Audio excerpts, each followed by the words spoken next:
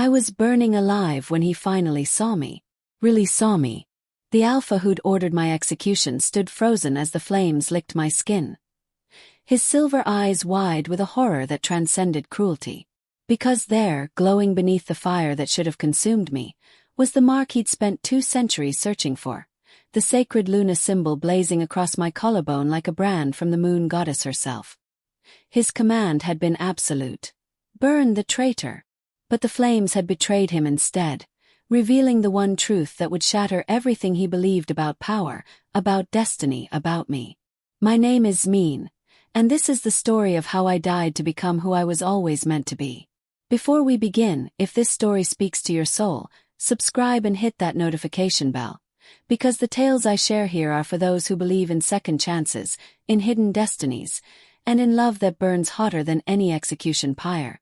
And listen, I need to know I'm not alone in this journey. Tell me the city you're watching from so that I can send you a hug. Seriously, drop it in the comments right now.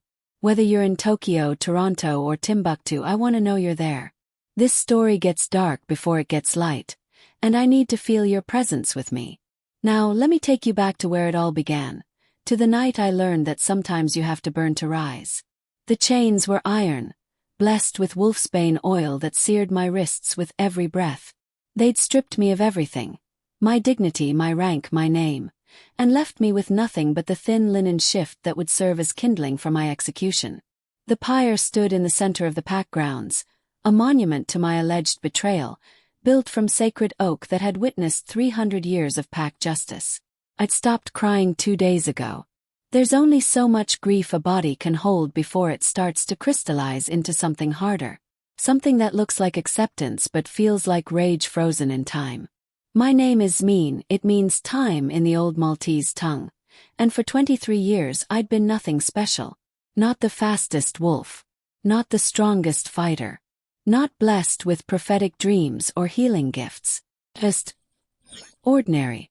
The daughter of the pack's record keeper, destined to inherit a library of bloodlines and territorial treaties. Destined for a quiet life of service. Until I'd been accused of the one crime no wolf could survive, betraying the Alpha's trust. The crowd gathered as the sun dipped below the mountains, painting the sky the color of old blood. I recognized every face. Gani, who'd taught me to track rabbits when I was 7. Carla, whose daughter I'd tutored in pack history. Dunn, the warrior who'd once told me I had kind eyes. Now they looked at me like I was already ash, already gone, already erased from pack memory. But it was him I couldn't stop watching. Alpha Kristjan stood on the raised platform reserved for pack judgment. His tall frame radiating the kind of authority that made grown wolves bow their heads without thinking. At 237 years old, he was ancient by our standards, though he appeared no older than 35. His hair was the color of winter storms, that strange silver gray that spoke of power and time, and his eyes were the pale silver of a full moon reflecting off snow. He was beautiful the way a blade is beautiful, cold, perfect, dangerous. He was also the wolf who'd ordered my death. Bring her forward, his voice carried across the grounds, and even now, even facing my execution, my wolf stirred at the sound of it. That was the cruelest joke of all, that some traitorous part of me still responded to him like he was something holy. 2 guards gripped my arms and dragged me toward the pyre. My bare feet scraped against the stone, leaving traces of blood that would be washed away by morning. Everything about me would be washed away by morning. That was the point of burning, to leave nothing behind. No body to mourn. No bones to bury. Just smoke and the memory of smoke. They chained me to the central post, wrapping the bindings so tight I could barely breathe. The wood beneath my feet was soaked in accelerant. They weren't taking chances. This fire would burn hot and fast. Kristjan descended from the platform, each step measured and deliberate. He moved like violence in slow motion, and the crowd parted for him the way the sea must have parted for ancient prophets. When he reached the pyre's edge, he stopped, his silver eyes fixing on mine with an intensity that made my wolf whimper. Żmien Samet, he said, using my full name like a condemnation. You stand accused of conspiring with the Bloodstone Pact to reveal our territorial weaknesses. You stand accused of passing classified pack records to our enemies. You stand accused of betraying the trust placed in you as the record-keeper's heir. My throat was dry as ancient paper. I didn't. You were seen. His voice could have cut glass. At the border, meeting with Bloodstone scouts. 3 different wolves witnessed your treachery. I was gathering herbs. The words ripped from my chest. Desperate, true, useless. The moonflower only grows in the border zone. I needed it for enough. The word fell like an executioner's blade. You were given every opportunity to confess, to name your co-conspirators, to beg for mercy. You chose silence. Because there was nothing to confess. Because I wasn't guilty. Because I'd realized 2 days ago that Kristjan had already decided my fate, and nothing I said would change his mind. I'd realized something else too, in those 2 days of darkness and chains. I'd realized that Kristjan wanted me guilty. That some part of him needed to believe I'd betrayed him, because the alternative, that he'd condemned an innocent wolf, was unacceptable to an alpha who prided himself on perfect judgment. I have nothing to confess, I said quietly. Because I did nothing wrong. Something flickered in his eyes. For just a moment I saw doubt. Saw the question forming. Saw him begin to wonder. But then it was gone. Shuttered behind the iron control of an alpha who'd ruled for 2 centuries. Who'd survived challenges, wars, plagues, and political upheavals by never showing weakness. Never admitting error. Then you die with your lies, he said, and turned away. Elder Zonker stepped forward with a ceremonial torch, blessed by the pack's priestess and dipped in sacred oils. He was ancient, over 300 years old, and his hands shook as he held the fire. I'd always liked Zonker. He'd let me read the forbidden histories, the ones about the Luna-marked wolves who were supposed to bring balance to the pack world. Now he couldn't meet my eyes. By the authority of the Alpha and the laws of the Silvercrest pack, Zonker's voice wavered. I commit this traitor to the purifying flames. May the moon goddess judge her soul. He lowered the torch to the pyre's base. The fire caught instantly, racing around the circle of wood with hungry enthusiasm. Heat blasted my skin, stealing the moisture from my eyes, my lips, my throat. Smoke billowed up, thick and black and choking. I'd promised myself I wouldn't scream. Wouldn't give them the satisfaction. Wouldn't let my last act be one of terror. But when the flames reached my feet, when the pain exploded through my nerve endings like lightning made of agony, I broke that promise. I screamed. I screamed like the dying thing I was, like every tortured soul who'd ever faced unjust death, like the world itself was ending in fire and fury. And through the flames, through the smoke and pain and horror, I saw Kristjan turn back. Saw him take a step toward the pyre. Saw his face go absolutely white. Because something impossible was happening. The flames that should have been consuming me were doing something else entirely. They were swirling around my body in patterns that made no sense, in spirals and helixes that looked almost deliberate. And where they touched my skin, where they should have been charring flesh from bone, they were revealing something instead. Like golden light, bleeding up through my skin like sunrise breaking through storm clouds. The pain didn't stop. If anything, it intensified, but it changed. Instead of pure destruction, it felt like transformation. Like every cell in my body was being rewritten in fire. And on my collarbone, glowing so bright it outshone the flames themselves, a mark appeared.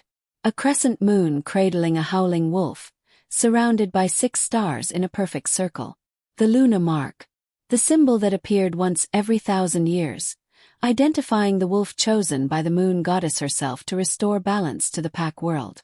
The mark that Kristjan had spent 200 years searching for. The mark that had been hidden beneath my skin, dormant, waiting for fire to wake it. Kristjan's roar shattered the shocked silence that had fallen over the pack grounds. He was moving before the words finished leaving his mouth. His body blurring with supernatural speed as he vaulted onto the pyre itself. The fire recoiled from him. Actually recoiled, as if an alpha's command could bend even the elements to his will.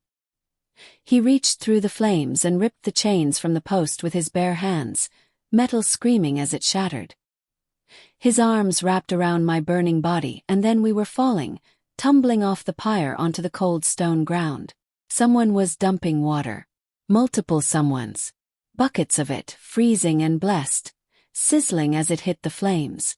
The fire fought back, reaching for me like it had unfinished business, but Kristjan's body shielded mine.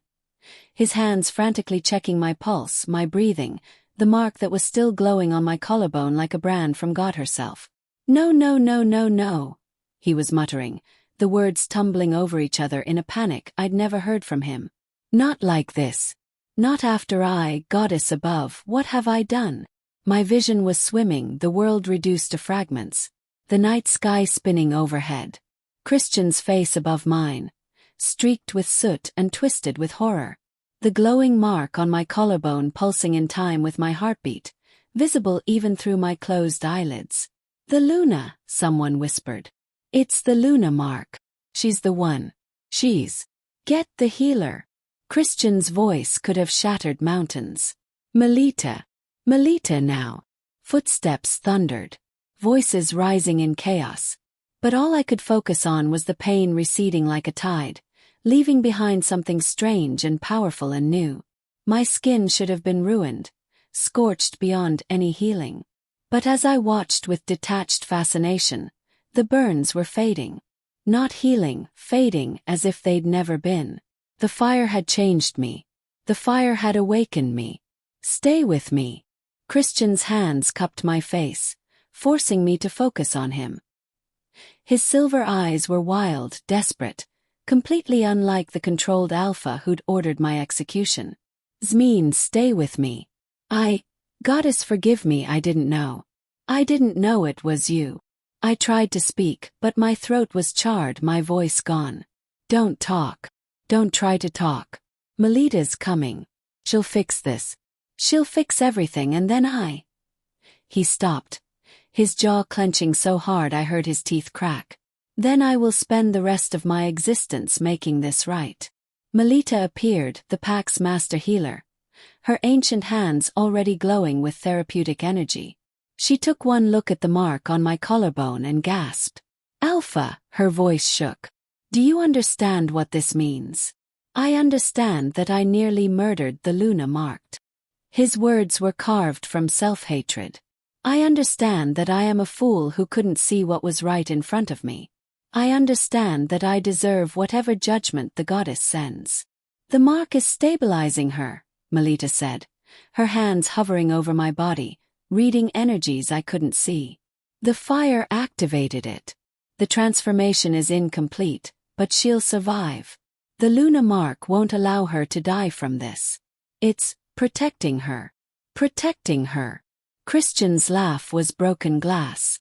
"Protecting her from the execution I ordered." I tried to speak again, managed only a rasping sound that might have been his name. His attention snapped back to me instantly. "I'm here. I'm right here. Don't try to talk. Just stay alive. Stay alive, and I swear on my alpha blood that I will make this right." The last thing I saw before darkness claimed me was the mark on my collarbone, still glowing like a star, and Kristjan's face above me, twisted with a regret so deep it looked like love mistaken for grief. I woke to silk sheets and morning light and the complete absence of pain. My eyes opened slowly, adjusting to the soft golden glow filtering through gauzy curtains. This wasn't the dungeon. This wasn't even the pack infirmary. This was someone's bedroom. Someone wealthy. The kind of room where pack royalty slept. I sat up carefully, expecting agony, expecting ruined skin and damage that would take months to heal. Instead I found perfect skin. Smooth, unmarked, as if the fire had never touched me. No, not unmarked. On my collarbone, clearly visible above the neckline of the silk nightgown someone had dressed me in, the Luna mark remained. The crescent moon cradling the wolf, the 6 stars in their perfect circle. It was no longer glowing, but it was there, dark silver against my olive skin, undeniable and permanent. "You're awake." I spun toward the voice and immediately regretted the sudden movement. Not because of pain, there wasn't any, but because the room tilted alarmingly, and I realized how weak I still was. Kristjan rose from the chair by the window where he'd apparently been watching me sleep. He looked like he hadn't slept himself in days. His silver hair was disheveled, his clothes rumpled, and there were shadows under his eyes that spoke of self-inflicted torture. How long? My voice was raspy but functional. Small miracle. 3 days. He stayed by the window, maintaining distance like he didn't trust himself to come closer. Melita says the transformation took most of that time. Your body was changing. On a cellular level. The Luna mark was rewriting you. I touched the mark on my collarbone. It felt warm, alive, like it had its own pulse.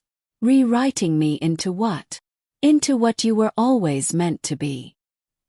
He finally moved, but only to pour water from a crystal pitcher into an equally expensive glass. He crossed the room and offered it to me. His hand remarkably steady. The Luna mark appears once every 1,000 years. She is the moon goddess's chosen champion, blessed with gifts that transcend normal wolf abilities. She is meant to restore balance when the pack world falls into chaos. I drank the water slowly, processing this. You've been searching for the Luna marked. For 2 centuries. His voice was flat, factual, hiding whatever emotions churned beneath. Since I became Alpha and the old texts revealed that the next Luna marked would appear in my lifetime. I've searched every pack from here to the Arctic Circle. I've investigated every rumor, every supposed miracle, every wolf with unusual gifts. And all this time you were right here. In my pack. Under my protection. Until you decided I wasn't, I said quietly.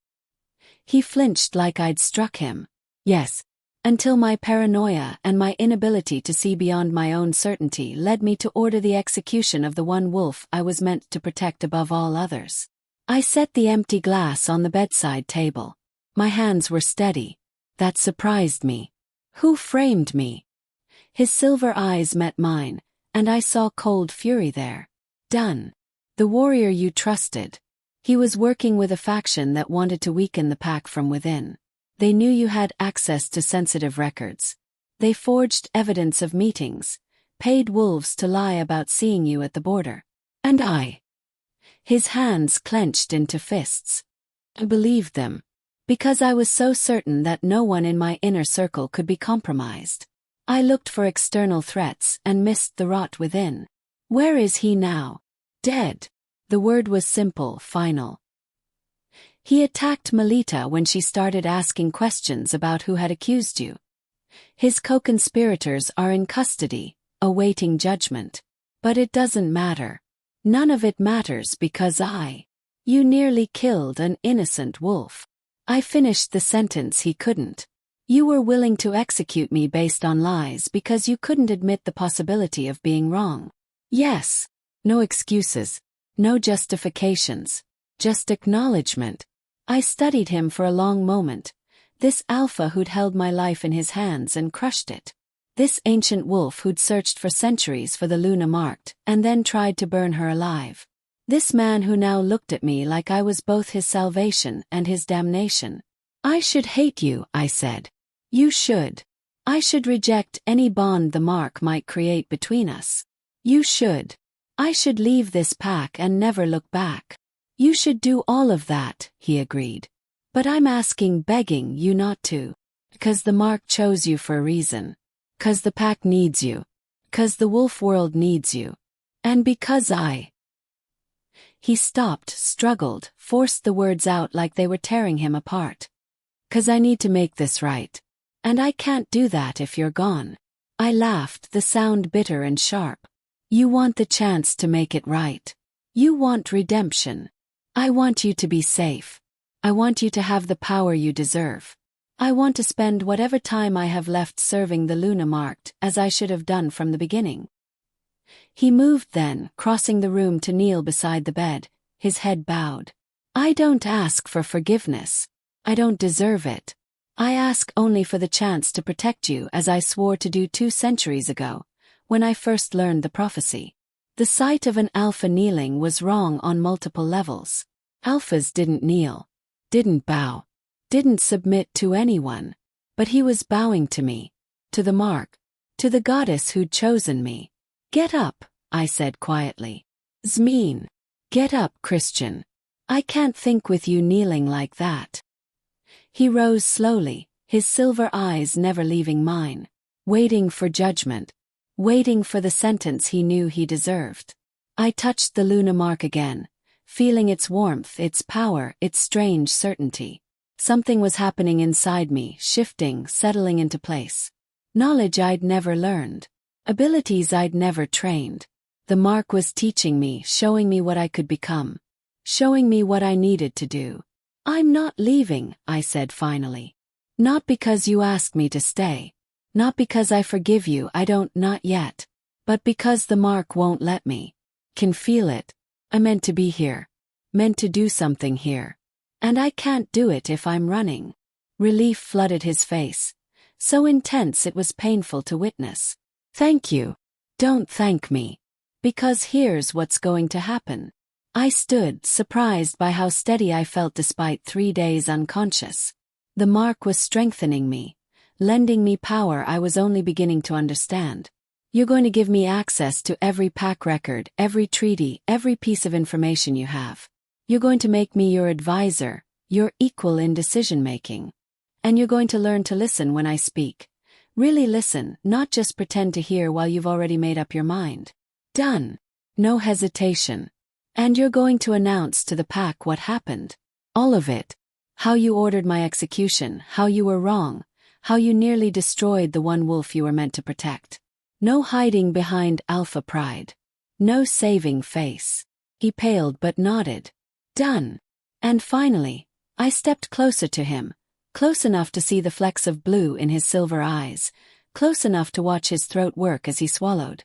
You're going to understand that this mark, whatever it means, whatever bond it might create between us, it doesn't erase what you did. It doesn't mean I'm yours. Doesn't mean I trust you. Trust is earned, Alpha. And you're starting from a debt so deep you may never climb out. I understand. His voice was barely a whisper. And I will spend my life trying anyway. Good. I moved past him toward the door. Because we have work to do. Melita said my transformation is incomplete, which means there's more coming. And something tells me we don't have much time. Time for what? He asked.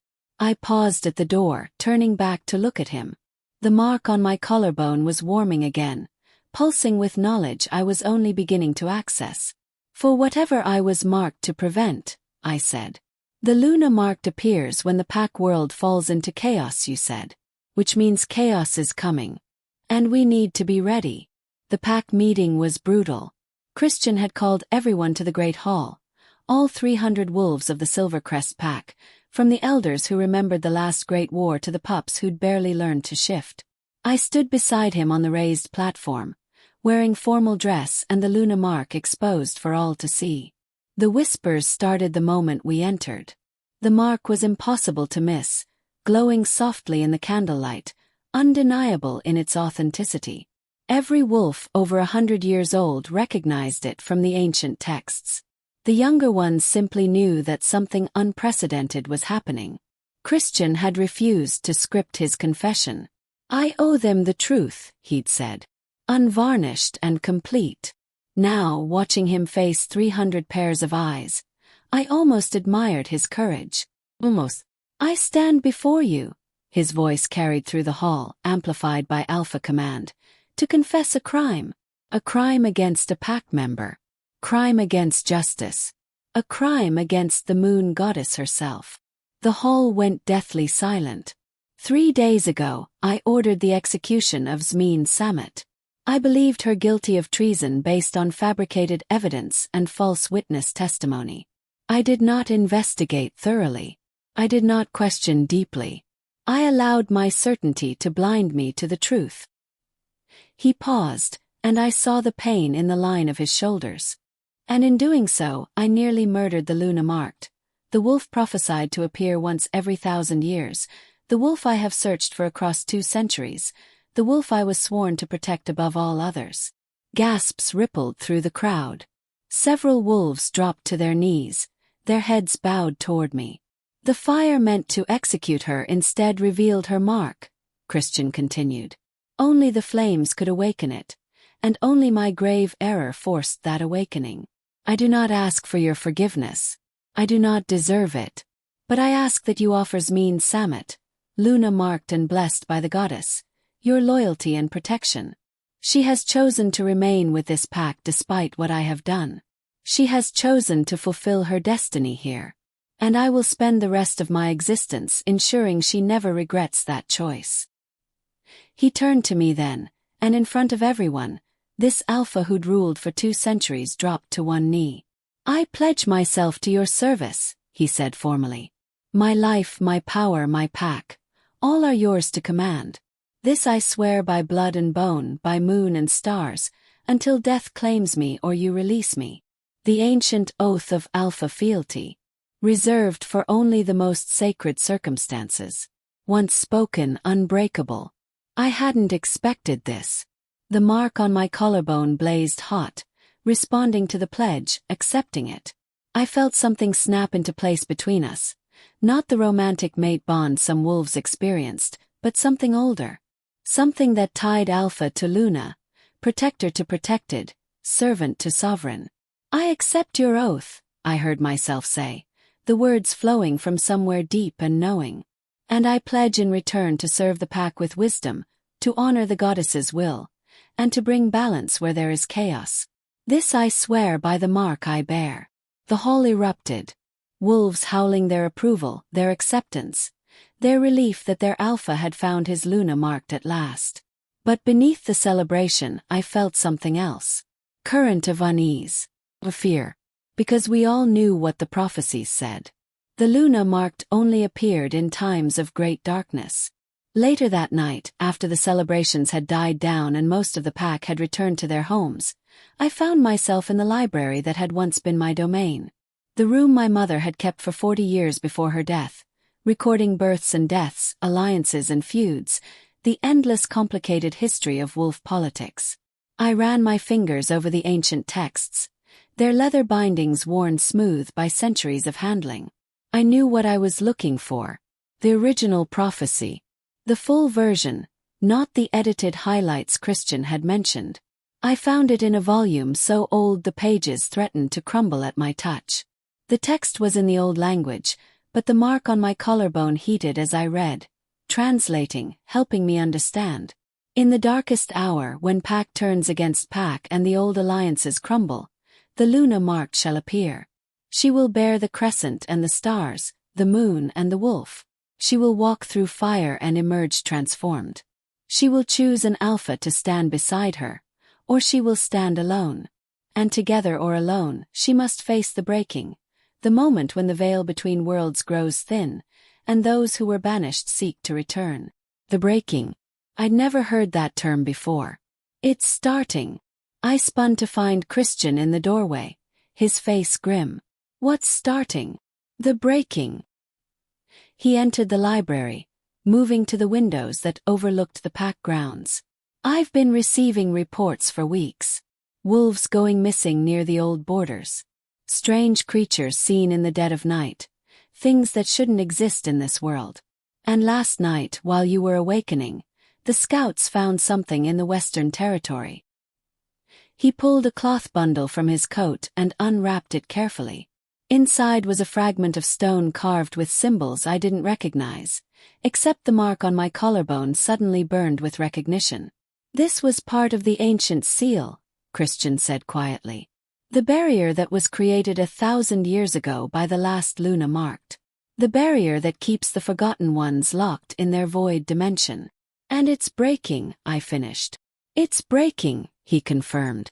Which means the forgotten ones, the ancient wolves who were banished for trying to overthrow the goddess herself, are trying to return. And if they succeed, the pack world falls into chaos, I whispered, finally understanding. That's why the mark appeared now. That's why I had to be awakened. You're meant to stop them, Kristjan said. Like the Luna Marked did 1,000 years ago. You're meant to strengthen the seal, or create a new one, or... He stopped, his jaw tight. Or die trying. Because that's what happened to the last Luna Marked. She sealed the rift, but the power required. Killed her, I finished softly. Yes. We stood in silence, the weight of prophecy settling over us like a burial shroud. How long do we have? Asked finally. Melita thinks weeks. Maybe a month. The breaking is accelerating. Every night the veil grows thinner. Soon the Forgotten Ones will be able to push through entirely. I touched the stone fragment, feeling the dark energy pulsing from it. The mark on my collarbone responded, and suddenly I could sense it. The tear in reality, the void pressing against the barriers of our world, the ancient and terrible consciousness waiting on the other side. They knew I was here. The Forgotten Ones. They knew the Luna Marked had awakened, and they were coming for me. Then we don't have time to waste, I said, forcing my voice steady. We need to gather the other packs. We need to find the original seal sites. We need to understand what the last Luna Marked did, so I can do it better. You mean so we can do it better? Kristjan stepped closer, his silver eyes intense. You're not doing this alone. The prophecy says you can choose an alpha to stand beside you. Let me be that alpha. Let me help carry this burden. You don't understand what you're offering, I said. If this kills me, it might kill you too. Then we die together. Simple. Certain. Unshakable. I already failed you once. I won't fail you in this. I studied his face, looking for doubt, for hesitation. Found none. Whatever he'd been before, whatever arrogant, certain alpha had ordered my execution, the last 3 days had burned that away. Left behind was someone humbler. Someone who understood the weight of responsibility. Someone who knew what it meant to fail and was willing to risk everything to make it right. Okay, I said finally. We do this together. But on one condition. Anything. If it comes down to saving me or saving the seal, you save the seal. You let me die if that's what it takes. His expression turned to stone. No. Kristjan. No. The word was absolutely final. I won't agree to that. Can't. Ask me anything else, but not that. Even if it means the Forgotten Ones break through. We'll find another way. He moved closer, his hands coming up to grip my shoulders, careful and gentle despite the intensity in his voice. Listen to me, Żmien. I have lived for 237 years. I have survived wars, plagues, challenges, betrayals. I have lost friends, family, lovers. I have endured more grief than any wolf should have to bear. And in all that time I have never felt about anyone the way I feel about you. My breath caught. Kristjan. I know I don't deserve your affection. I know I never will. I know the bond the mark created between us isn't the same as choosing each other freely. But regardless of all that, you have become the most important thing in my existence. And I cannot stand by and watch you die. Not if there's any other option. What if there isn't? Then we'll make one. His hands slid from my shoulders to cup my face, the gesture tender and desperate. We'll find a way to seal the rift without sacrificing you. We'll be smarter than the last Luna Marked. We'll do what has to be done, I interrupted gently. Whatever that is. Together. He opened his mouth to argue, but I pressed my fingers to his lips, silencing him. Together, I repeated. Which means trusting each other. Which means accepting that some decisions won't be easy. But we make them anyway because that's what we signed up for. He closed his eyes, his forehead dropping to rest against mine. I hate this. I know.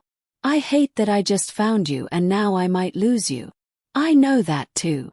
And I hate that you're so damn calm about possibly dying to save the world.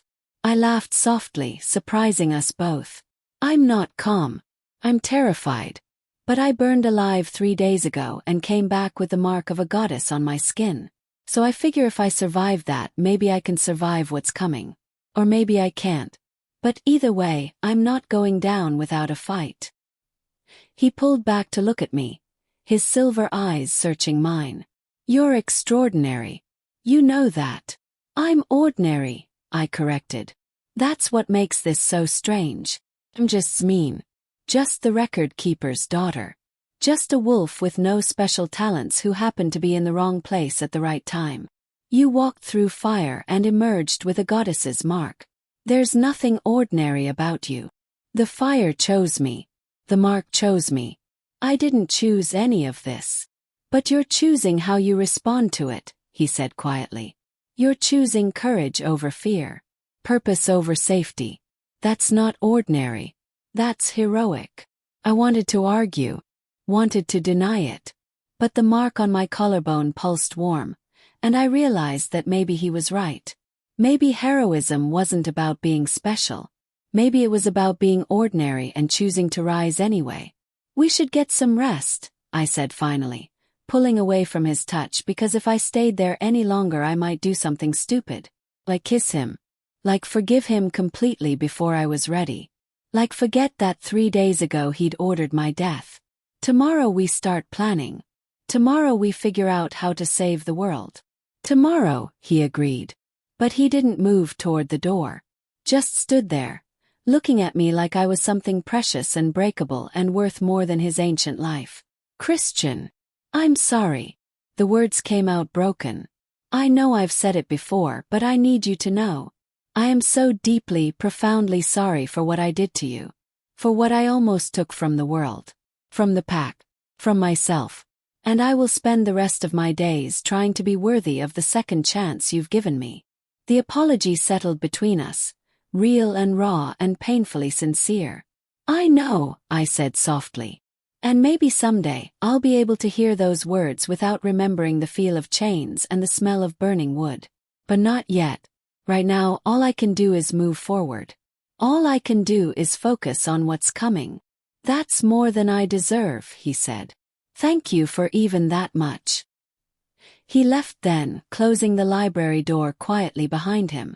And I was alone with the ancient texts, the prophecies of doom, and the glowing mark on my collarbone that pulsed like a second heartbeat. I returned to the prophecy, reading deeper, searching for clues the last Luna marked might have left behind. And there, in the margins of the ancient text, written in a hand so faded I could barely make it out, I found words that made my blood run cold. The fire awakens. The bond strengthens. The choice comes. And in the end, love is either the salvation or the doom of all things. Love. I touched my collarbone, feeling the warmth of the mark, and wondered what the last Luna marked had chosen. Wondered if she'd had an alpha standing beside her, or if she'd faced the darkness alone. Wondered if love had saved her world or destroyed her in the process. Outside the window, storm clouds gathered on the horizon, moving against the wind in patterns that had nothing to do with weather and everything to do with the thinning veil between worlds. The breaking was coming, and I had no idea if I was strong enough to stop it. The attack came 2 nights later. I was in the training yard, learning to access the gifts the mark had given me. Melita had explained that the Luna marked possessed abilities beyond normal wolves. Enhanced strength, the power to shield others, the ability to sense tears in reality. But knowing I had these gifts and actually using them were very different things. Focus, Melita instructed, her ancient voice patient despite my repeated failures. The mark connects you to the goddess's power. You're not drawing on your own strength, you're channeling hers. Stop trying to force it. Start letting it flow. I closed my eyes, reaching for the warmth of the mark, trying to feel the current of divine energy Melita described.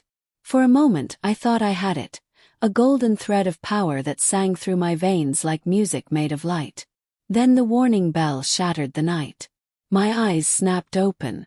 The bell only rang for one reason: breach of pack territory. Kristjan appeared from the main house, already half-shifted. His eyes glowing silver in the darkness. Western border. Something came through. The Forgotten Ones. I asked, already running toward the armory. We're about to find out. The pack mobilized with the efficiency of warriors who'd trained for centuries. Wolves poured from houses, shifting mid-stride, forming defensive formations that had been perfected over generations. I grabbed a blessed silver blade from the armory.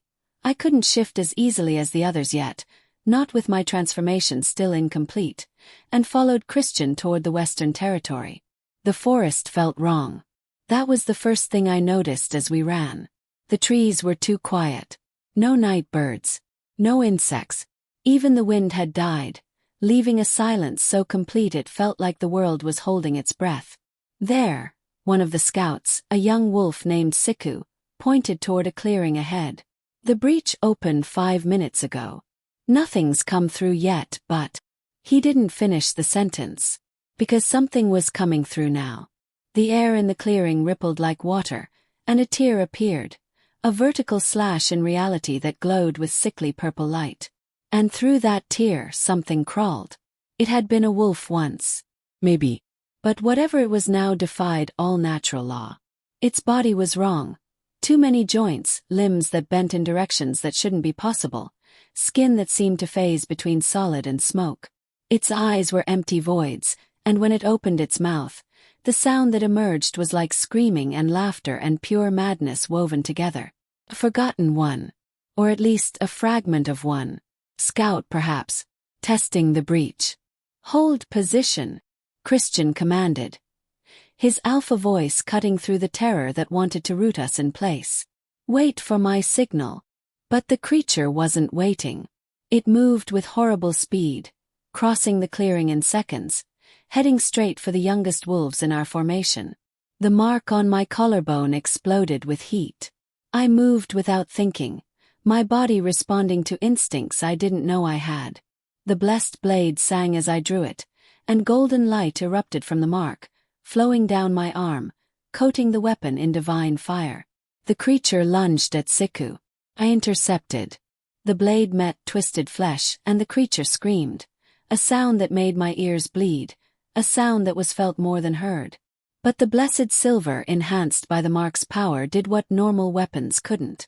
It bit deep, carving through the unnatural hide, and where it cut, the creature began to dissolve.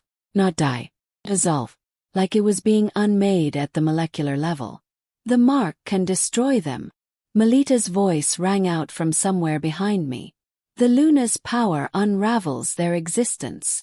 The creature thrashed, trying to retreat back through the breach, but I pressed the attack. The mark's power flowed through me like a river of light, teaching me, guiding me, showing me where to strike.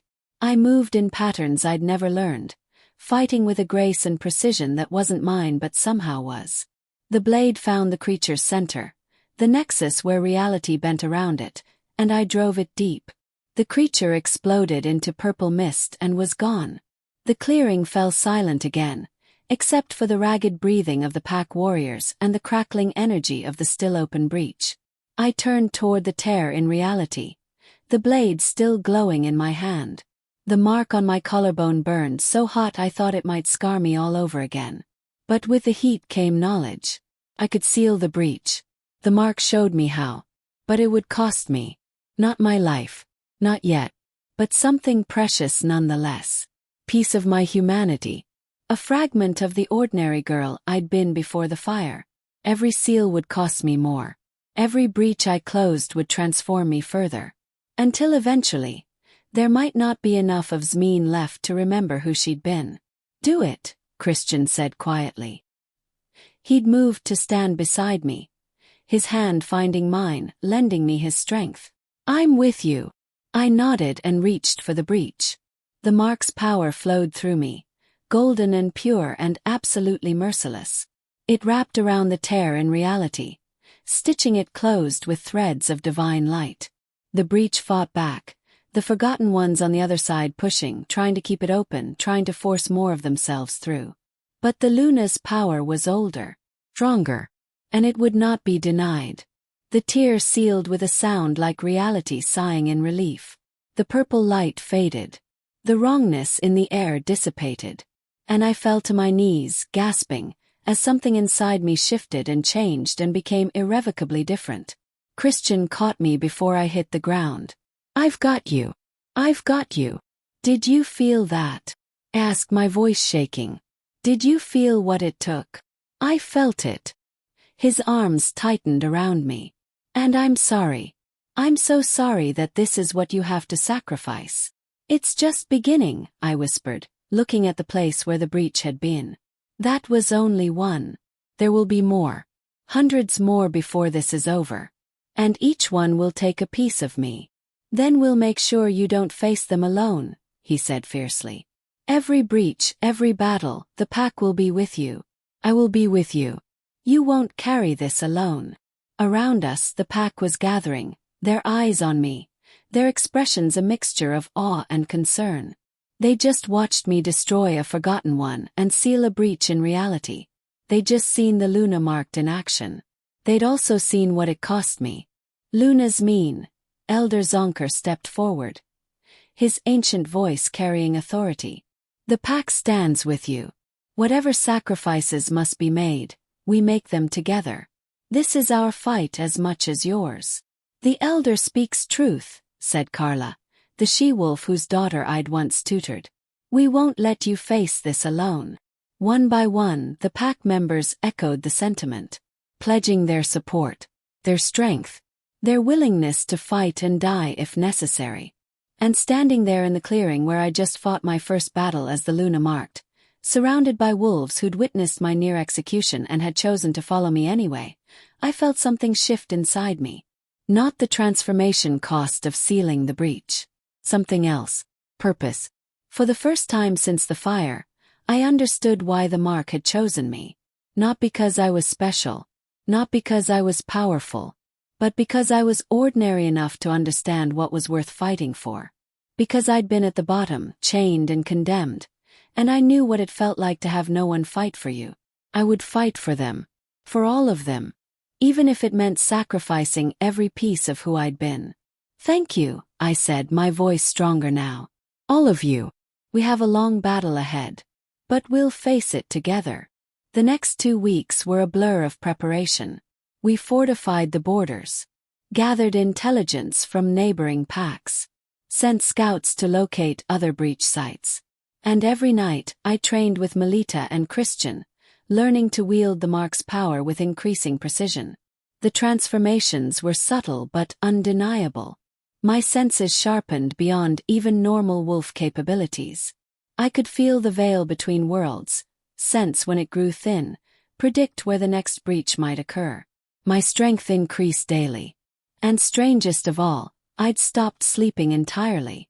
The Luna marked don't need sleep the same way, Melita explained when I mentioned it. You're drawing sustenance directly from the goddess's power now. Your body is becoming something more than wolf, more than human. Something in between. Something other, I said quietly. Something transcendent, she corrected gently. Try not to mourn what you're losing, child. Celebrate what you're becoming. But it was hard not to mourn. Hard not to miss the simple pleasure of exhaustion and rest. Hard not to grieve for the ordinary life I'd never have now. Kristjan found me on the roof of the pack house one night, watching the stars and trying not to think about how different they looked through Luna-marked eyes. How I could see the actual distance between them now, the vast gulfs of space that separated pinpoints of light. Can't sleep, he asked, though he knew the answer. Can't do a lot of things anymore, I replied. Can't eat regular food without it tasting like ash. Can't shift fully because my wolf form is changing into something else. Can't even cry, apparently. I tried earlier and nothing happened. The tears just wouldn't come. He sat beside me, maintaining a respectful distance but close enough that I could feel his warmth. I'm sorry. Stop apologizing, I said, not unkindly. You've apologized 100 times. At some point, the words lose meaning. Then what should I do? I don't know. I pulled my knees to my chest, wrapping my arms around them. Maybe just be here. Maybe that's enough. It doesn't feel like enough. Nothing would feel like enough, I said. That's the problem with guilt, Kristjan. It doesn't want solutions. It wants punishment. And you keep waiting for me to punish you, but I don't have the energy for that. I need you functional, not flagellating yourself. He was quiet for a long moment. Then, "Can I tell you something? Something I've never told anyone." "Of course." 200 years ago, when I first became Alpha, there was a young she-wolf in the pack named Shaba. She was beautiful, clever, kind, everything an Alpha could want in a mate. I courted her. She accepted. We were planning the bonding ceremony when the raiders came. He paused, his jaw tight with old pain. Raiders from the Bloodstone pack. They wanted our territory, thought they could take it by force. We fought them off, but not before they'd killed 17 of our wolves, including Shaba. She died defending the nursery, protecting pups that weren't even hers. And I wasn't there. I was on the other side of the territory, chasing a false lead that the raiders had planted specifically to draw me away. "Kristjan, I failed her," he continued, the words coming faster now, like a dam breaking. "I failed to protect her because I fell for a simple trick, because I was arrogant enough to think I could predict the enemy's moves. And after that, I swore I would never let emotions cloud my judgment again. I would be the perfect Alpha, logical, detached, certain. I would never fail anyone the way I failed Shaba." Understanding dawned. "And then you met me. And then you stood accused of treason, and every logical piece of evidence pointed to your guilt. And I was so determined not to let emotion interfere with justice that I didn't even consider I might be wrong. I didn't consider it because I couldn't. Because admitting I was wrong would mean admitting that my entire approach for 2 centuries had been flawed. That Shaba died not because I was too emotional, but because I was outmaneuvered. That being certain isn't the same as being right." He turned to look at me finally, his silver eyes haunted. "You asked me to stop apologizing. But I need you to understand, what I did to you wasn't just about you. It was about 200 years of trauma and overcompensation and fear of failing again. And when I saw that mark on your collarbone, when I realized what I'd almost done, it broke something in me. Something that probably needed to break." I reached out slowly, giving him time to pull away, and took his hand.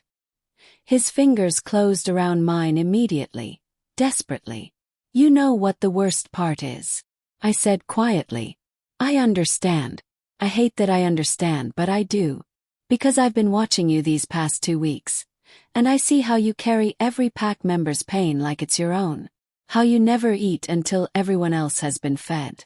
How you check the borders personally every night even though you have scouts for that.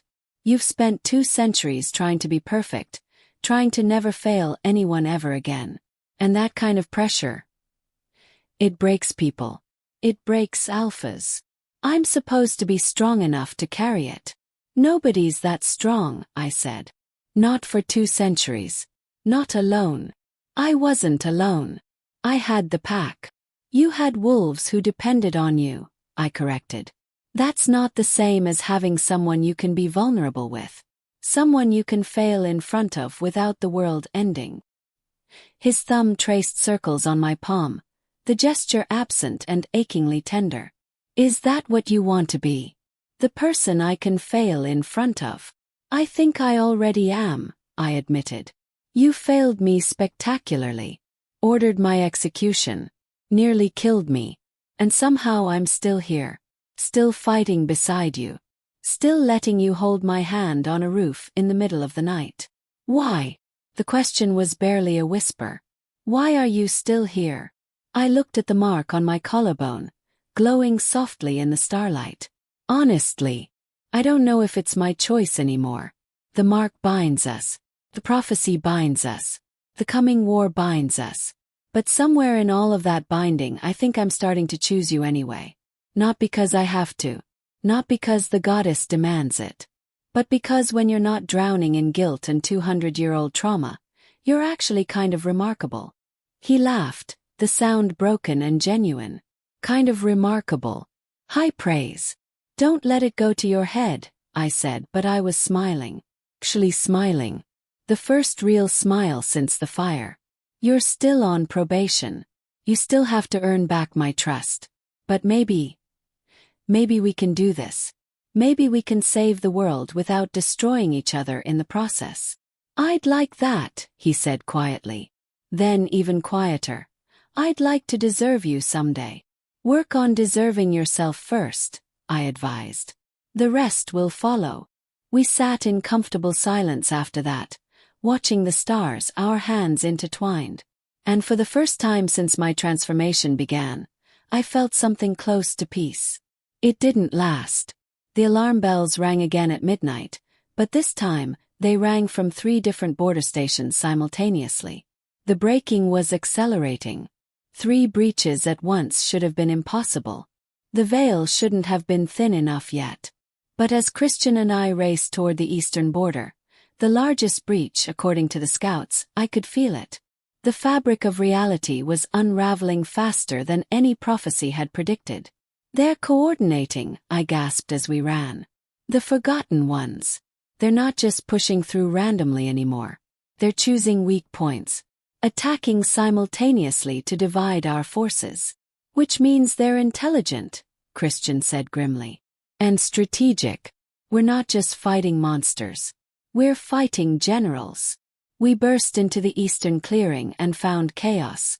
5 creatures had made it through the breach before our warriors arrived. 5 twisted, impossible things that had once been wolves but were now nightmares made flesh. They were ripping through the defensive line, their movements too fast, their forms too fluid to pin down. And the breach was still open, still spilling more of them through. Żmien. Melita's voice cut through the battle sounds.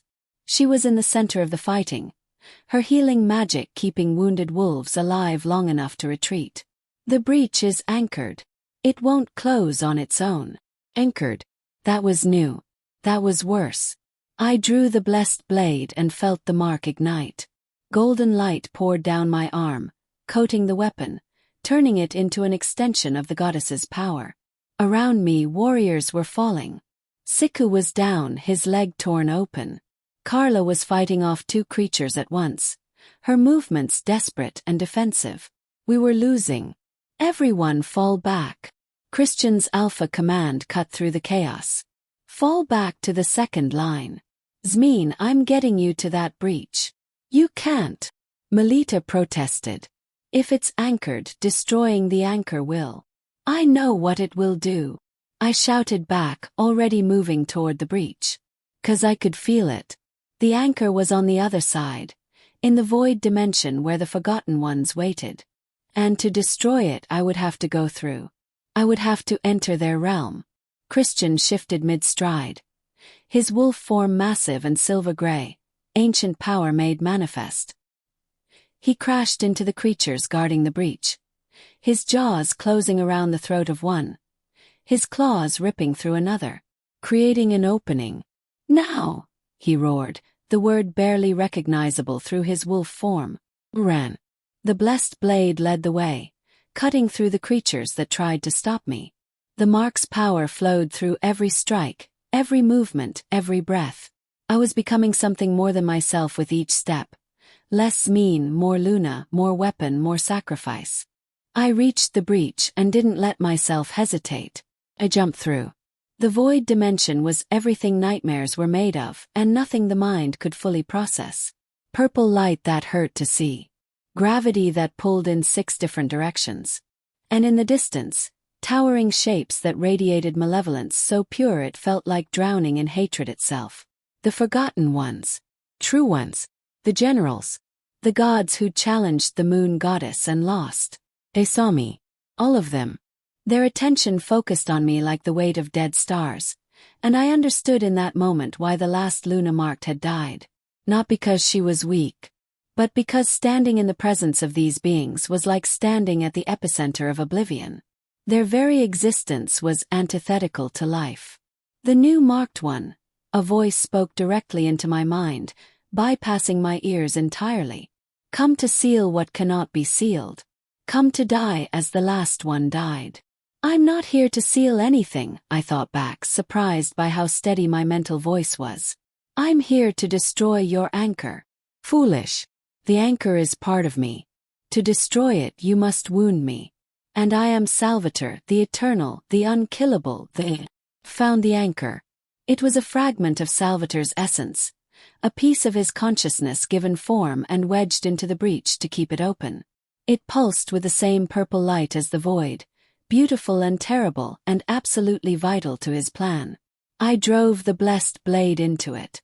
Salvador screamed, a sound that shattered the void around me, that rippled across dimensions, that probably shook the foundations of reality itself. The anchor exploded, and the breach began collapsing. I ran for it, the void trying to hold me, the forgotten ones reaching with claws and tentacles and geometries that shouldn't exist. I wasn't going to make it. Then Kristjan was there, on the other side of the closing breach. His wolf form somehow visible through the collapsing reality. His jaws locked onto my arm and pulled, yanking me through the shrinking gap with seconds to spare. We tumbled back into our dimension together, the breach sealing behind us with a sound like the universe sighing in relief. And I lay on the ground, gasping, as the transformations hit me all at once. My skin was changing, taking on a faint luminescence. My eyes, I could feel them shifting, becoming something other. And the mark on my collarbone had spread, tendrils of silver-gold light now tracing down my arms, across my shoulders, mapping my transformation for all to see. "The eastern breach is sealed," someone shouted. "But the southern and western breaches. Send half the warriors to each," Kristjan ordered, back in human form, his hand pressing against my chest as if checking that I was still real. "Melita, status report on casualties. 3 dead, 14 wounded. But we held." Melita's voice shook. "Because of her. Because she went through the breach and destroyed the anchor." "I can feel them," I whispered, staring at my transformed hands. "The forgotten ones. They're aware of me now. Really aware. And they're angry." "How angry?" Kristjan asked. "End of the world angry," I said. "That was Salvatore, one of their generals. I wounded him, and he's not going to forget it. The attacks will escalate. They'll throw everything they have at us. Then we evacuate the civilians," Kristjan decided immediately.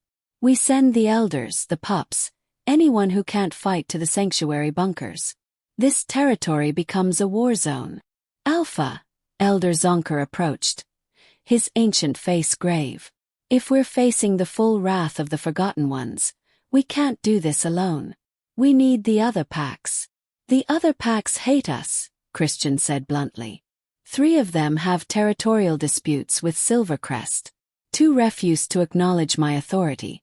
And one will come if the Luna Marked asks them to," I interrupted, pushing myself to my feet despite Kristjan's protests.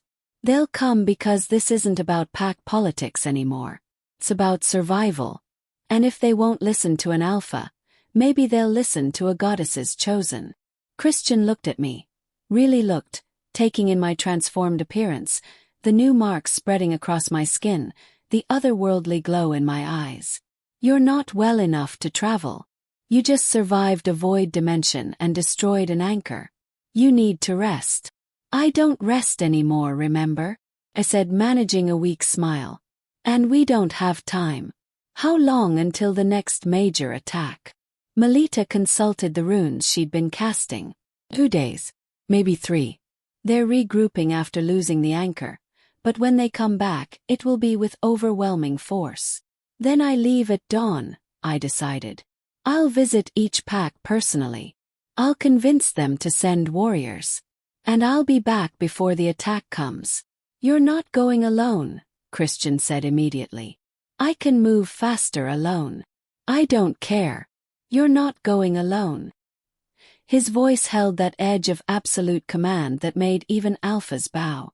"I'm coming with you. The pack will be safe with Melita and Zonker in charge. You and I will do this together."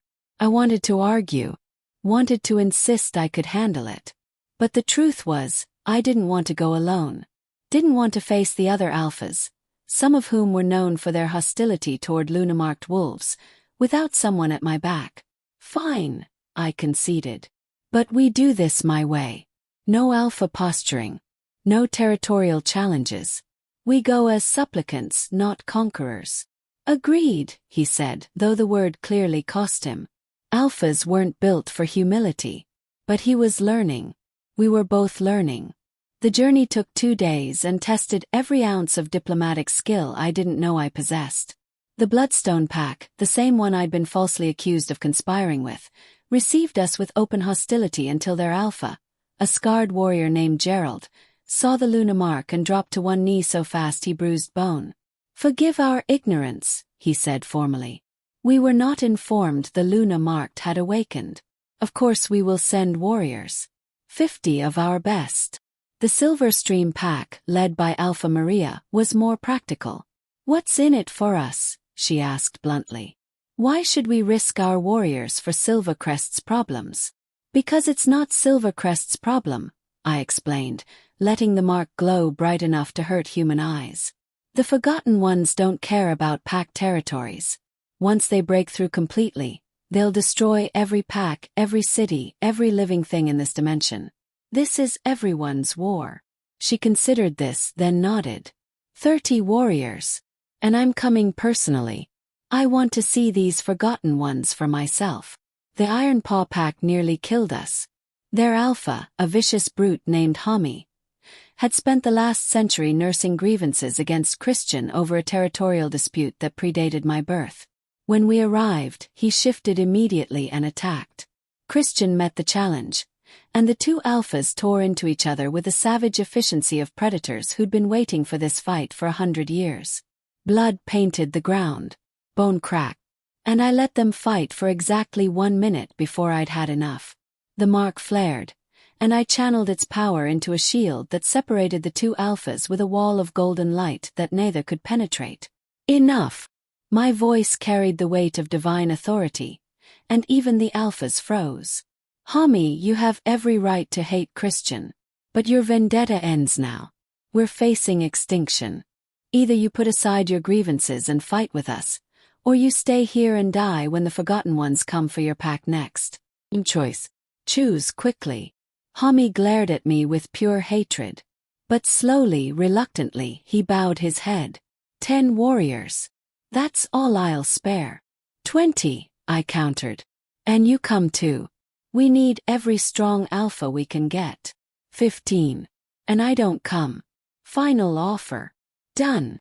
We collected similar promises from 4 more packs.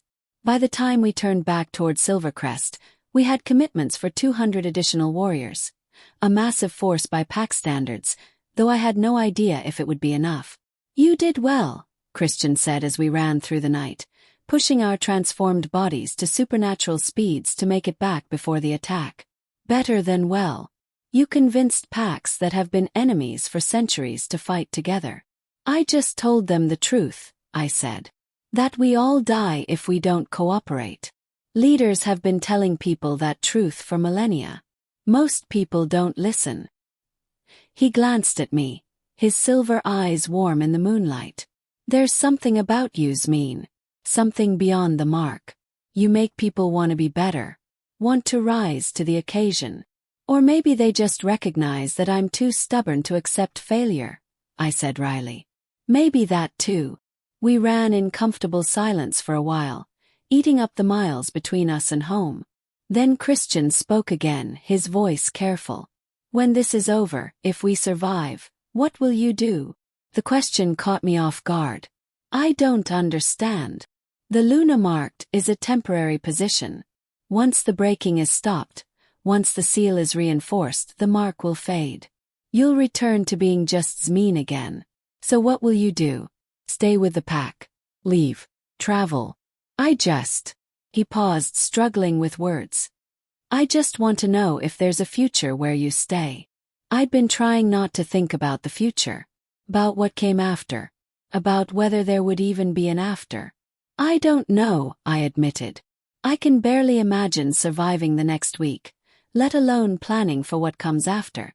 But if we do survive, if the mark does fade, if I get to be ordinary Żmien again." I considered it. "Think I'd stay. The pack is my home. My family.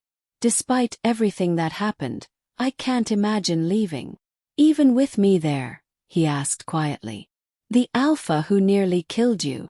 Especially with you there," I said, surprising myself with the truth of it. "Because you're learning, growing, Becoming the alpha you were always meant to be instead of the one you forced yourself to be.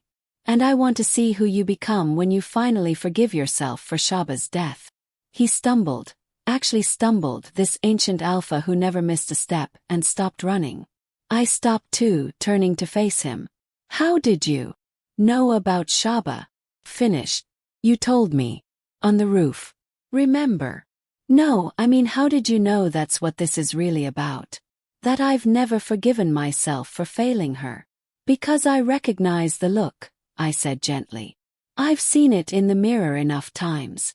The look of someone who thinks they don't deserve happiness because they couldn't save someone they loved.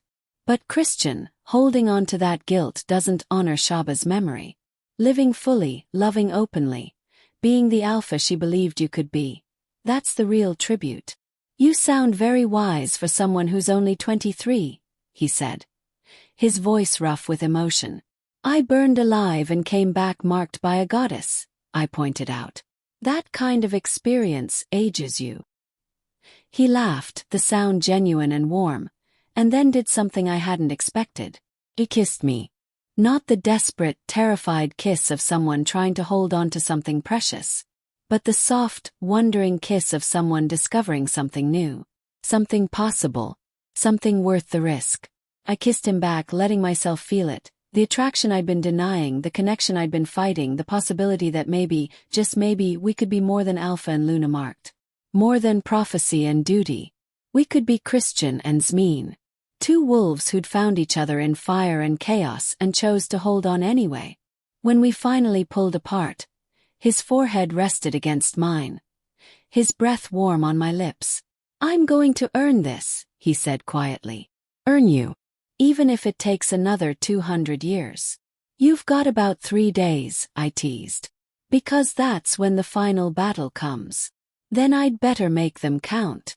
We ran the rest of the way home with our hands linked. Racing the dawn, racing fate, racing toward a war we might not survive. But we were racing together. And somehow that made all the difference. They came at sunset on the 3rd day. Not 3 breaches this time. Not 5. 37 simultaneous tears in reality. Opening all at once around Silvercrest's borders in a coordinated assault that should have been impossible. The Forgotten Ones had learned from their failures. Had adapted. And now they were coming with everything they had. The allied packs had arrived throughout the day. 200 warriors from 7 different territories, many of whom had never fought beside each other before. Kristjan and Melita had organized them into defensive units, positioning them at the major breach sites while keeping mobile strike teams ready to respond wherever the fighting was thickest. I stood at the highest point of the territory, the sacred moon rock that had witnessed pack ceremonies for 1,000 years. From here, I could see all 37 breaches glowing purple against the dying light. Could feel the malevolent consciousness pushing through from the other side. Could sense Salvator himself preparing to enter our dimension. This is it, Melita said from beside me. The ancient healer had refused to evacuate with the other non-combatants. The final breaking. If they get through tonight, if we can't hold them, the seal will shatter completely. And then every Forgotten One crosses over at once, I finished. And our dimension falls. Can you stop them? She asked. Not doubt in her voice. Just a simple question. I don't know, I admitted. The mark is showing me things. Patterns, weaknesses, ways to seal all the breaches at once. But it would require. I stopped, unable to finish. Would require you to sacrifice yourself completely, Melita said gently. To become pure Luna energy and use your essence to reinforce the seal. Like the last Luna marked did. You knew. I've always known. That's what the mark does, child. It transforms you gradually, preparing you for the final transformation. The one where Żmien Samet ceases to exist and only the Luna remains. Does Kristjan know? He suspects. But he's in denial. He thinks there must be another way. Melita's ancient hand found mine, squeezed gently. Is there? I closed my eyes, reaching deep into the mark's knowledge, searching for alternatives. For some clever solution that would let me seal the breaches and survive.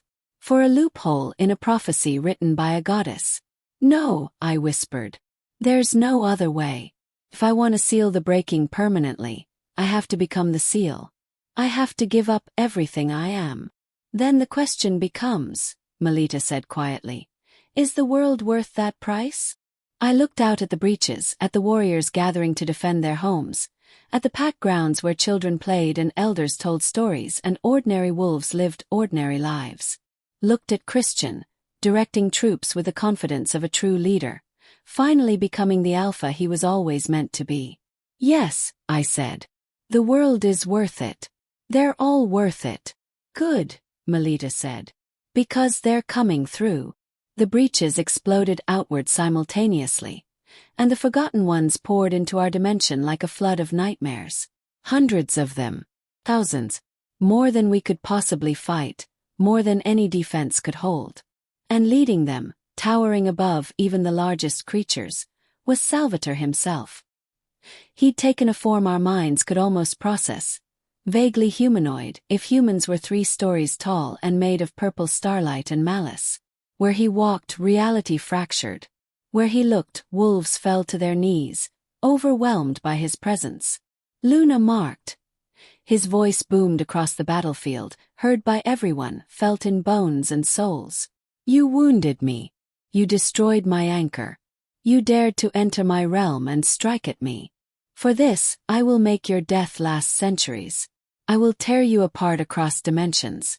I will ensure you suffer in ways suffering has never been imagined. I didn't answer. Just stepped off the moon rock and fell 20 feet to the ground, landing in a crouch that should have shattered bones but barely jarred me. The mark blazed across my skin, no longer confined to my collarbone but spreading in intricate patterns across every inch of exposed flesh. I was more Luna than Żmien now. More divine weapon than wolf. And I was ready. Silvercrest. I called out, my voice carrying with the same impossible volume as Salvator's. Hold the lines. Protect the civilians. And whatever happens to me, keep fighting. Then I ran toward Salvator, the blessed blade singing in my hand, and the final battle began. The fighting was apocalyptic. All around me, wolves and forgotten ones clashed in battles that defied natural law. Warriors I'd known my whole life fought alongside strangers from rival packs, united by desperation and the will to survive. Kristjan was everywhere at once. His massive silver wolf form tearing through enemies. His alpha presence holding our forces together through sheer force of will. But I had eyes only for Salvator. The forgotten general moved toward the center of the territory, toward the heart of Silvercrest, where the original seal had been placed 1,000 years ago. If he reached it, if he shattered it, the breaking would be complete. Every forgotten one would cross over, and our world would be consumed. I intercepted him halfway. The blessed blade met his essence form, and where it struck, he bled purple starlight. But for every wound I inflicted, he inflicted 10. His claws raked across my shoulder, tearing through the Lunamark's protection, sending me flying into a boulder that cracked under the impact. I was up before the pain registered, moving on instinct and divine guidance, striking again and again, learning his patterns, finding his weaknesses, dying 1,000 small deaths and healing through sheer stubbornness and the mark's power. You cannot win, Salvator hissed, his voice like grinding dimensions. I am eternal. You are temporary. Give up. Let me end this quickly. I don't do quick, I gasped, driving the blade into what might have been his heart. I'm too stubborn. He roared and swatted me aside like an insect. I crashed through 3 trees before finally stopping, my body screaming protests that my mind ignored. Around us the battle raged. Wolves were dying. Forgotten ones were being destroyed. And the 37 breaches were expanding, merging, becoming one massive tear in reality. The breaking was accelerating. I could feel it, the moment approaching when I would have to choose. Fight and delay the inevitable or sacrifice myself and save everyone. Not much of a choice, really.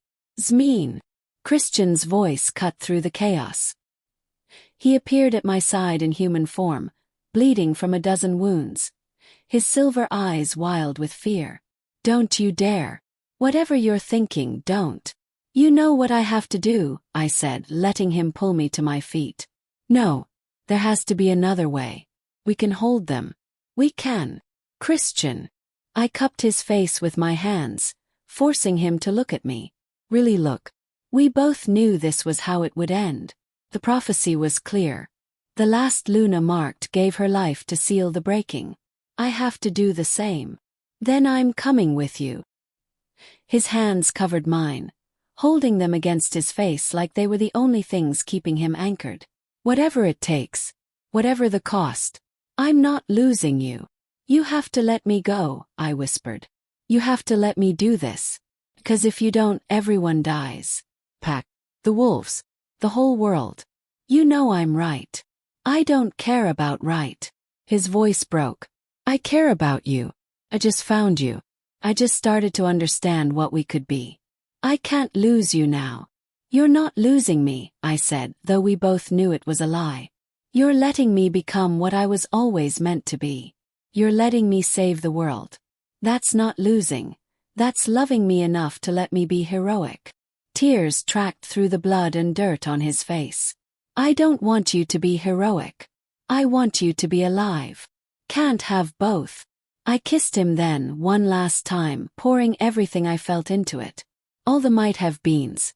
All the futures we'd never live.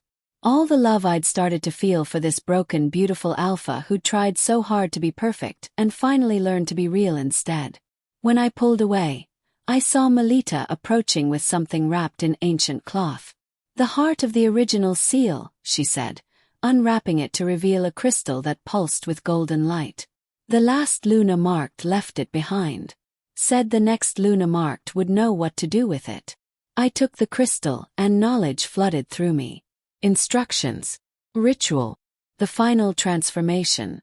I had to take this crystal to the center of the merged breaches. I had to call upon the full power of the mark. And I had to give everything, body, soul, identity, to reinforce the seal. The crystal would be the anchor. My essence would be the power. And together, we would lock the forgotten ones away for another 1,000 years. Until the next Luna marked appeared to do it all over again. "Tell the warriors to fall back," I said to Kristjan. "Everyone needs to retreat to minimum safe distance. This is going to be dramatic." Żmien. Alpha Kristjan. I used his title deliberately, reminding him of what he was. What he had to be. Give the order. Save your pack. Let me save the world. The war between duty and love played across his face. For a moment I thought love might win. Thought he might refuse to let me go, might drag me away from this fate and damn the consequences. But he was an alpha. And alphas protected their packs above all else. Even above their own hearts. "Fall back." His roar cut through the battle. "All warriors, fall back to safe positions. Now." The wolves obeyed, fighting a running retreat, creating distance between themselves and the merged breach. The forgotten ones pursued, but I called the mark's power and created barriers of light that held the creatures back. Just for a moment, just long enough, I walked toward the breach.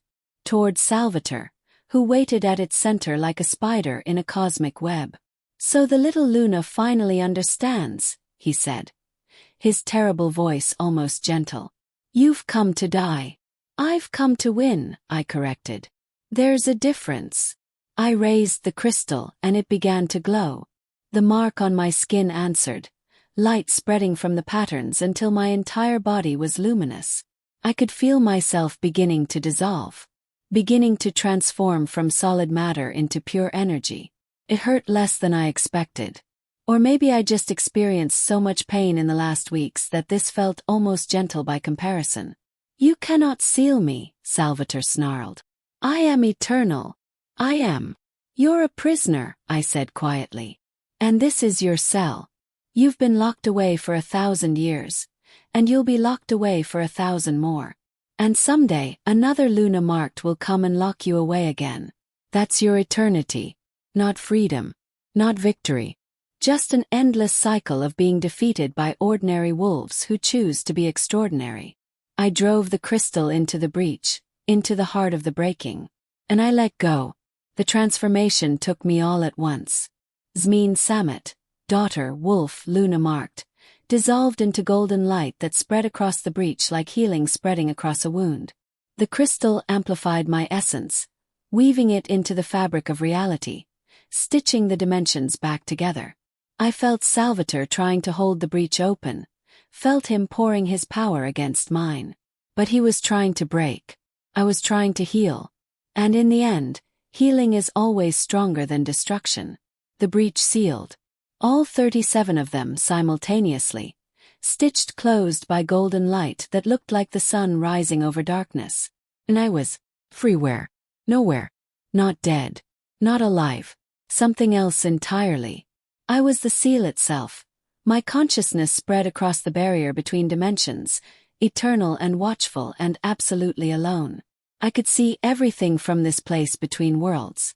Could see Kristjan collapsed on his knees, howling his grief to the uncaring sky. Could see the pack and their allies beginning to celebrate their victory even as they mourned their Luna. Could see the forgotten ones being pulled back into their void, Salvatore screaming his rage and vowing vengeance that would never come. Could see that I had done it. Saved them all. Sealed the breaking. At the cost of everything I was. 3 months later, Kristjan stood at the moon rock, the sacred place where Żmien had made her last stand. He came here every night watching the stars, remembering. The pack had survived. All the allied packs had returned to their territories, their ancient feuds somehow softened by having fought together. The forgotten ones remained locked away. The seal held strong, reinforced by the essence of the Luna marked, who'd sacrificed everything to save a world that had nearly executed her. He should have been celebrating, should have been proud, should have been relieved that his pack was safe, his people alive, his territory intact. Instead he was hollow, a shell of an alpha, going through the motions of leadership while his heart remained locked in that moment when he'd watched her dissolve into light. "You're here again." He turned to find Melita climbing up to the moon rock, moving carefully despite her healing magic. She'd aged a decade in the last 3 months, the strain of grief visible in every line of her ancient face. "I can't stop coming," he admitted. "I keep thinking if I just wait long enough she'll come back. That the seal will release her somehow." "The seal can't release her," Melita said gently. "She is the seal." She spread across the entire barrier, her essence woven into the fabric that keeps the forgotten ones locked away. "That's not something you come back from." "Then why does it feel like she's still here?" he asked. "Why do I catch glimpses of golden light sometimes? Why do I dream about her every night? And in the dream she's trying to tell me something." Melita was quiet for a long moment. Then, "Because maybe she is still here. Not in body. Not in the way she was. But consciousness is a strange thing, Kristjan. Especially when it's tied to divine power. Maybe some part of her remains. Maybe she's watching. Maybe she's..." She trailed off, her eyes going distant. "What?" Kristjan demanded. "What is it?" "Nothing. Just a theory. Something the prophecies mention that I never fully understood. Give me time to research. Give me time to be certain before I give you false hope." But she'd already given him hope. Just the possibility that some fragment of Żmien might still exist somewhere, might still be reachable somehow, was enough to make him feel almost alive again. "How much time?" "As long as it takes," Melita said. "Could be months. Could be years. The Luna mark's magic operates on scales we can barely comprehend." Kristjan nodded slowly. "Then I'll wait. I'll keep leading the pack. I'll keep protecting our territory. And I'll wait for however long it takes. Because she waited for me to become the alpha I was meant to be. The least I can do is wait for her to come home. And if she never does, then I'll wait anyway," he said simply. "Because loving her taught me that some things are worth an eternity of patience." Melita smiled, the expression sad and warm. "She chose well. When the mark bound you together, she chose very well indeed." She left him there on the moon rock, watching the stars. And Kristjan could have sworn, just for a moment, that one star shone a little brighter than the others. Golden instead of white. Warm instead of distant. Like someone was watching back. "I'm waiting," he whispered to that star. To the seal. To whatever remained of the wolf who'd burned alive and emerged as something divine. "However long it takes. I'm waiting for you." The star pulsed once and then was still. But Kristjan felt it. A warmth in his chest where the Alpha-Luna bond had settled. A connection that hadn't faded with her transformation. A promise that maybe, just maybe, their story wasn't over. He would wait. And somewhere in the space between dimensions, woven into the fabric of the seal, a consciousness that had once been called Żmien felt his determination and answered with her own. "Wait for me. I'm not gone. Just changed. And someday, somehow, I'll find my way back." The breaking was sealed. The world was saved. And two souls separated by dimensions refused to give up on each other. Because that's what love does. Endures. Persists. Waits. Even if it has to wait forever. And that's where we leave them. Separated by the barrier between worlds, but connected by something stronger than dimensions. If this story moved you, if you felt Żmien's sacrifice and Kristjan's grief, then please subscribe and share this with someone who needs to hear that love persists even when everything else fails. Drop a comment telling me the city you're watching from. I want to send you that hug I promised. And let me know. Do you believe Żmien will find her way back? Because something tells me their story isn't over. Not by a long shot. Until next time, remember. Sometimes you have to burn to become who you were always meant to be. And sometimes love means waiting forever for someone worth the wait. This has been He Ordered Me Burned Alive, until flames revealed the Luna mark he'd been searching for.